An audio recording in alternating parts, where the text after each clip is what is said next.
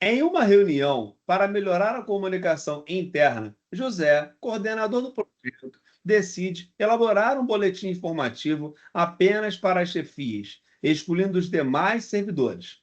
Sobre comunicação organizacional interna mais eficaz, a decisão correta seria criar um boletim informativo colaborativo, no qual todos os departamentos possam contribuir com informações relevantes, promovendo o engajamento de todos os servidores e um maior senso de pertencimento. B.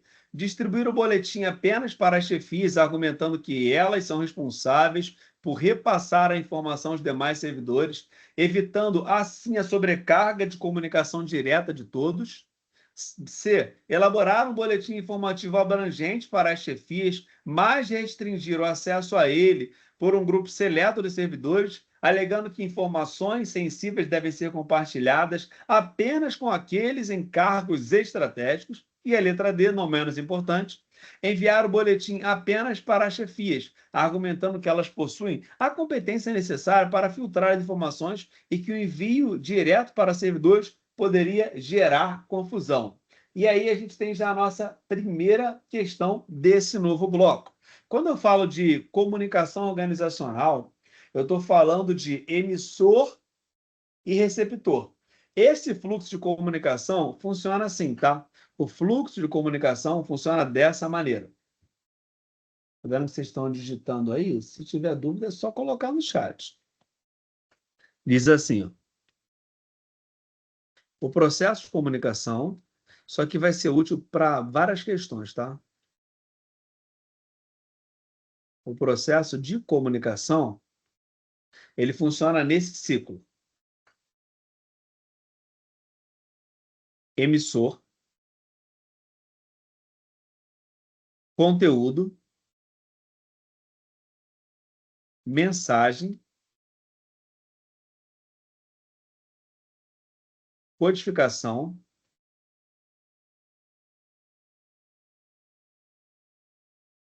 envio, depois receptor, decodificação,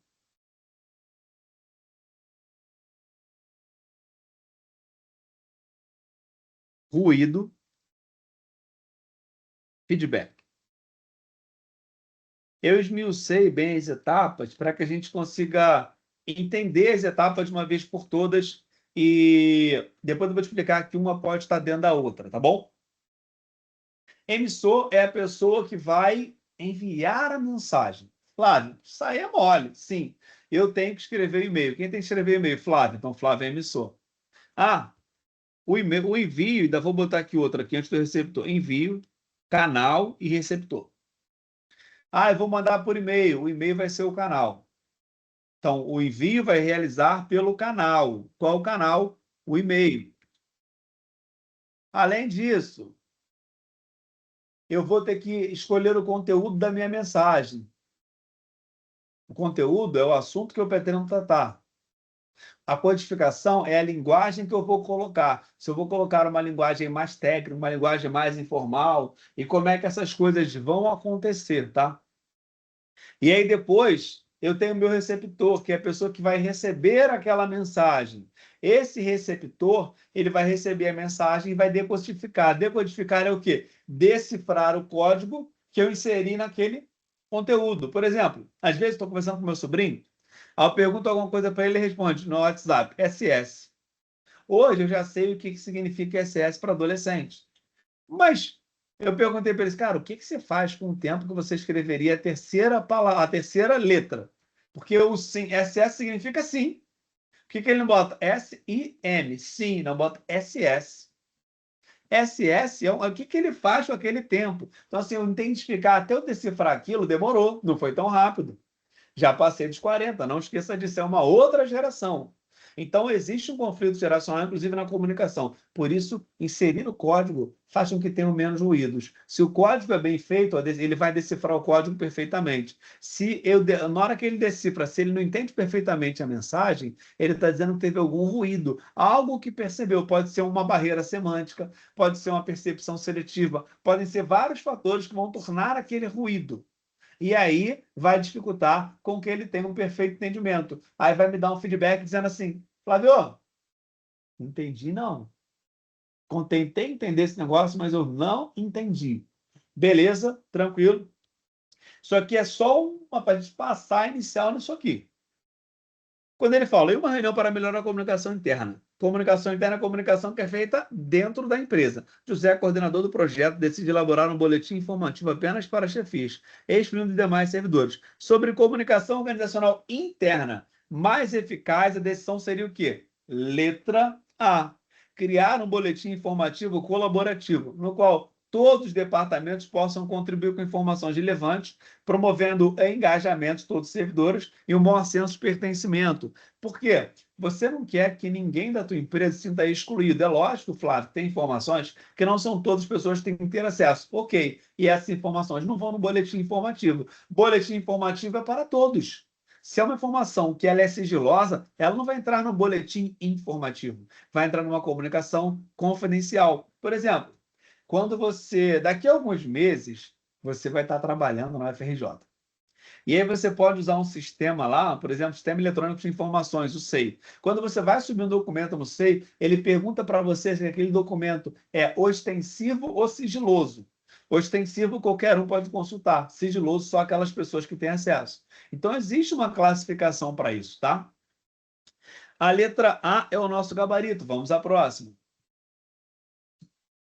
Alguém marcou, deixa eu ver, C. Deixa eu falar porque não é C. Elaborar um boletim informativo abrangente, mas restringir o acesso a ele a um grupo seleto de servidores. Não, se é informativo é para todo mundo, tá? Se vai restringir, não é mais um boletim informativo. 12. A comunicação é um elemento importante das relações humanas e, por isso, é estudada por diferentes pesquisadores no campo da administração. De acordo com as mais recentes descobertas feitas, para que uma organização conquiste melhores resultados, A. Os subordinados devem participar de uma rede fechada de comunicações para que sejam evitados problemas graves de relacionamento. B. Os superiores devem receber dos subordinados um fluxo de comunicações capaz de lhe fornecer uma ideia adequada do que está acontecendo. C. Os subordinados devem receber continuamente dos seus superiores um fluxo de informações, comunicações capaz de suprir as necessidades, mas superiores não precisam receber dos subordinados um fluxo de comunicação, pois já conhecem a empresa e suas demandas. E a letra D. Os subordinados devem receber continuamente dos seus superiores um fluxo de comunicações capaz de suprir-lhes a necessidade, enquanto os superiores devem receber dos subordinados um fluxo de comunicações capaz de fornecer uma ideia adequada do que está acontecendo. Vamos lá. A gente está falando disso aqui, ó. Vamos aos desenhos. Um quadrinho, outro quadrinho, outro quadrinho e outro quadrinho. Seta para baixo, seta para cima, seta para o lado, seta para o lado, assim, isso aqui. Flávio, não entendi nada desse negócio aí. O que você quer dizer? Tipos de comunicação. Quando o chefe, quem está em cima é chefe, quem está embaixo é subordinado, ok? Chefe, subordinado, chefe e subordinado. Se está na mesma linha, é chefe de outro departamento. Então, vou chamar de C1, que é o chefe 1, C2 é o chefe 2. Supervisor, subordinado 1.1, que é do C1, e o subordinado 2.2, que é do C2, tá? Quem está do lado está no mesmo nível, seja como chefe ou como supervisor. É no mesmo nível, como subordinado, é no mesmo nível. Quem está acima, manda em quem está abaixo. Seria basicamente isso. Se a comunicação flui de cima para baixo, olha a setinha para baixo. Setinha para baixo, a comunicação flui de cima para baixo. Qual o nome desse tipo de comunicação? Ascendente ou descendente? Descendente. E se o subordinado fala com o chefe, a comunicação flui de baixo para cima. Se ela flui de baixo para cima, eu vou chamar isso aqui de comunicação ascendente.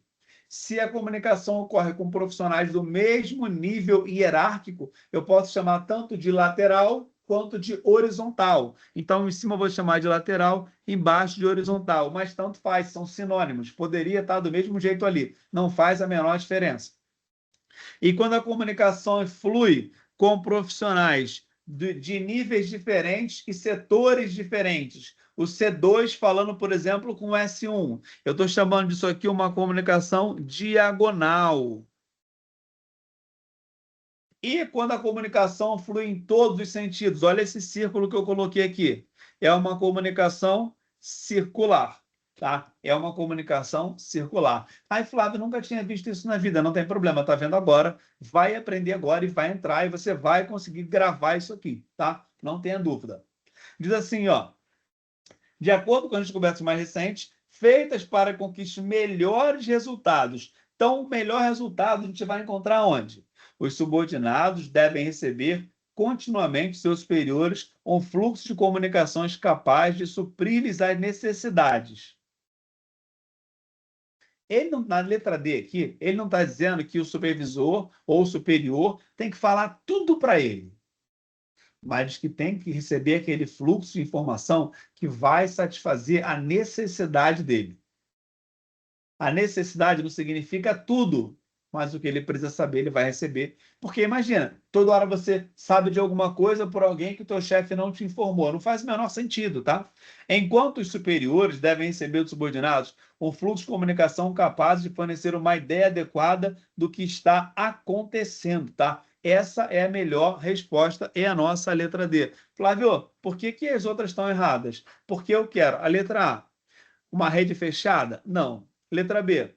Os superiores devem receber dos subordinados um fluxo de comunicação capaz de fornecer-lhe uma ideia do que esteja acontecendo. Aí ele só citou uma parte. Ele só quem sabe, então seria só um tipo de comunicação. Seria só uma comunicação ascendente e não uma comunicação descendente também. Porque na D a gente fala de descendente e de ascendente, ou seja, a comunicação ela flui nos dois sentidos. Na letra A era fechada, na letra B seria só num sentido. Na letra C, portanto, a letra B está incompleta. Na letra C, os subordinados devem receber continuamente seus superiores em fluxo de comunicação capaz de suprir as necessidades, mas superiores não, então também só teriam fluxo. Para ser legal, eu tenho que ter ela nos dois fluxos, tá? E às vezes eu posso ter diagonal, lateral, circular, em todos os sentidos. Gabarito letra D, pegamos, dá o joinha e vamos embora, hein? Diz assim para a gente, ó. Liderança é a influência interpessoal exercida numa situação e dirigida através do processo de comunicação humana, a consecução de um ou de diversos objetivos específicos. As teorias sobre liderança podem ser classificadas em três grandes grupos: teoria dos traços de personalidade, teoria sobre os estilos de liderança e teorias situacionais da liderança. Nessa última perspectiva, procura-se explicar a liderança num contexto amplo, isto é, partindo do princípio de que, opção A, o líder é quem determina as providências e as técnicas para a execução das tarefas em cada situação, conforme a necessidade identificada. Letra B. A divisão das tarefas fica a cargo do grupo e cada membro escolhe seus companheiros de trabalho. O líder é um membro normal do grupo, porém sem encarregar-se de muitas tarefas. Letra C. O estilo único ou características de lideranças válidas para toda e qualquer situação não existe, porque cada uma situação requer um tipo diferente de liderança para que se atinja a eficácia. E a letra D. Os traços específicos de personalidade, energia, aparência, peso, adaptabilidade, agressividade, entusiasmo, confiança, impulso e realização, persistência e iniciativa distinguem o líder das demais pessoas. O que você marca? Coloca para mim no chat aí qual dessas opções é que está mais correta para você. Vamos, vamos, vamos.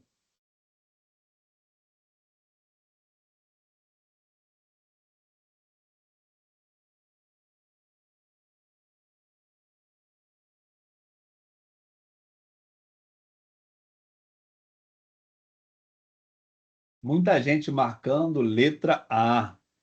Aí, aí é que mora o perigo, aí é que mora o perigo. Aí é que mora o perigo. Vou te explicar por quê, ó. Presta atenção. Liderança é influência interpessoal. Aqui, ó, é conceito de liderança, tá? Até aqui. Então, esse primeiro trecho é um conceito de liderança. Depois, as teorias sobre liderança podem ser classificadas em três grandes grupos. Aí ele está contextualizando, ele vai falar dos grupos. Grupo dos traços de personalidade,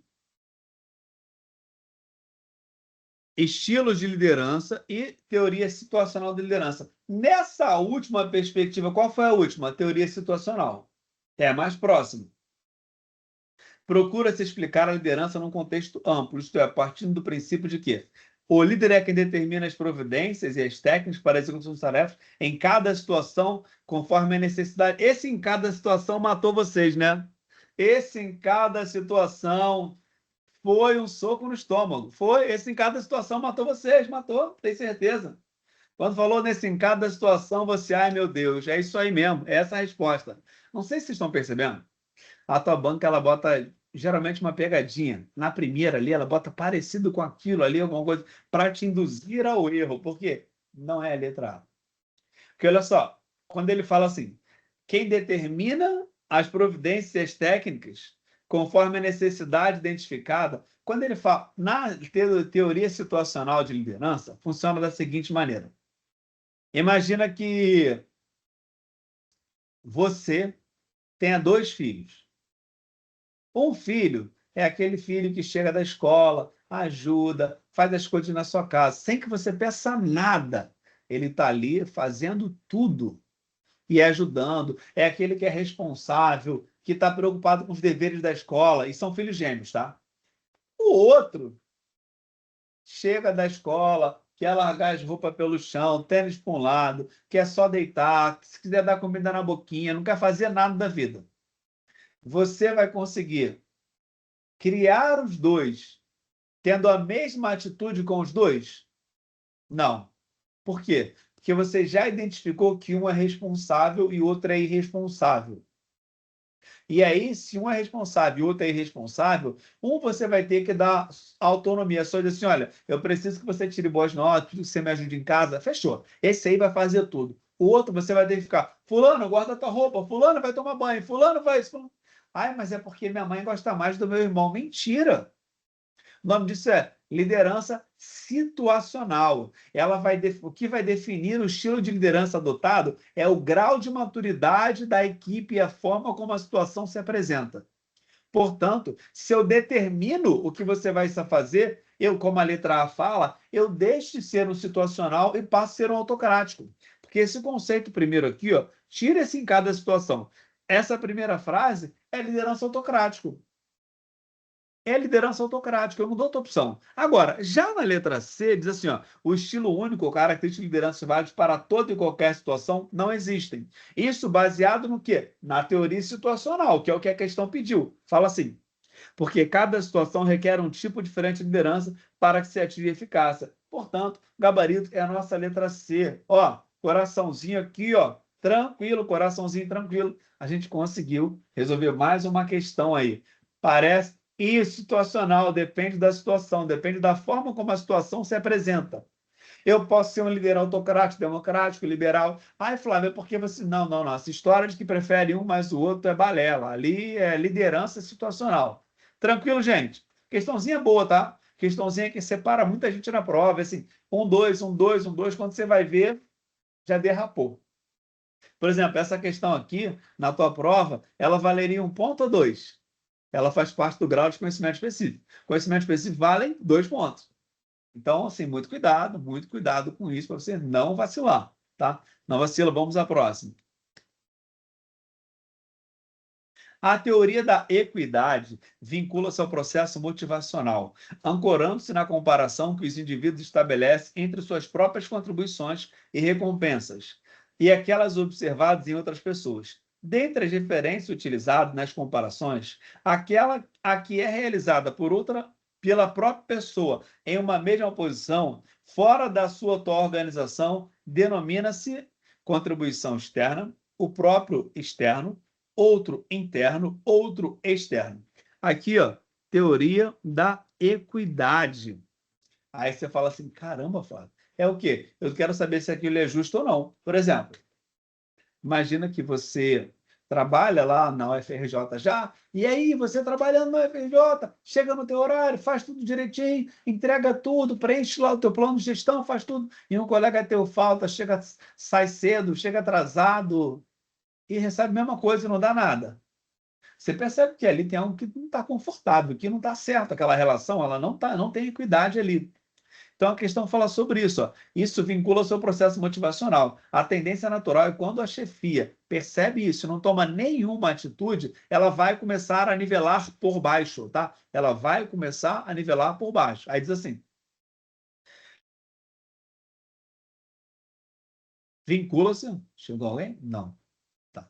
Vincula-se ao processo motivacional, ancorando na comparação dos indivíduos, estabelece suas próprias contribuições e recompensas e aquelas observadas em outras pessoas. Dentre as referências nas comparações, a que, agora começa a questão, é realizada pela própria pessoa em uma mesma posição fora da sua atual organização. Quem que eu estou falando aqui? É a mesma pessoa. Se é a mesma pessoa, só que eu estou pensando numa mesma posição, então não mudei. O assistente de administração da UFRJ, tá? E o assistente de administração da Unirio. Eu posso fazer essa comparação. O salário não vai mudar, nem os benefícios. Mas se você pegar o assistente o funcionário, o servidor de nível médio, do Tribunal de Contas do município do Rio de Janeiro e o servidor de nível médio da UFRJ, você vai ver que existe uma diferença um pouco grande, Isso não é para desanimar, não, porque são carreiras diferentes, mas só para você entender. Um servidor de nível médio do Tribunal de Contas do município, hoje é em torno de R$ 13.000. Um servidor de nível médio da UFRJ é metade disso, praticamente, no bruto. Quando a gente vai olhar, você fala assim, caramba, é a própria pessoa numa mesma posição, só que fora daquela atual. Aí você vai fazer o quê? A comparação do próprio externo, porque a própria pessoa é o próprio, fora da sua atual organização. Então, se é fora, é o próprio externo. Gabarito, letra B. Questão 15 diz assim: a teoria da motivação proposta por Maslow fundamenta-se em uma hierarquia de necessidades humanas. Nessa perspectiva, no ápice da pirâmide, o que está chegando? Notificação. Ah, já sei. Pô, deixa eu tirar daqui.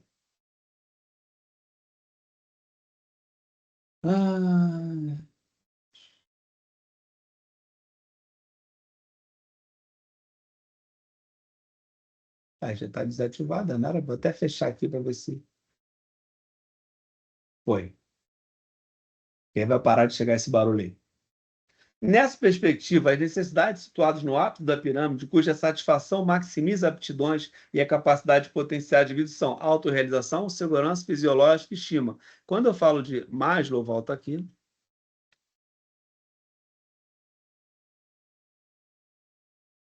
Maslow, estou falando disso aqui, ó. Pirâmide de Maslow, pirâmide das necessidades, hierarquia das necessidades, começa de baixo para cima. Necessidades fisiológicas, necessidades, segurança,